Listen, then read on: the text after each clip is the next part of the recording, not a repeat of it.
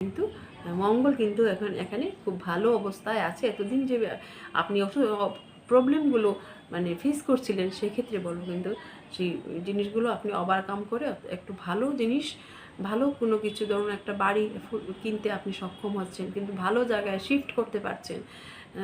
কোথাও আপনি রেন্টেই আছেন, আবার কোনো একটা ভালো জায়গায় আপনি শিফট করতে পারছেন, এটাও কিন্তু দেখা যাচ্ছে এই সময়টি। তাছাড়া কেতু মানে আমরা ক্রিয়েটিভিটি, কেতু মানে যারা গবেষণার সঙ্গে যুক্ত, 8th হাউস, যারা ইমার্জেন্সি কোনো কাজের সঙ্গে, লাইফ ইন্স্যুরেন্সের সঙ্গে যুক্ত, হসপিটালে যারা ইমার্জেন্সি ডিপার্টমেন্টের সঙ্গে যুক্ত, তাদের গ্রোথে কেরিয়ার অবশ্যই বলবো।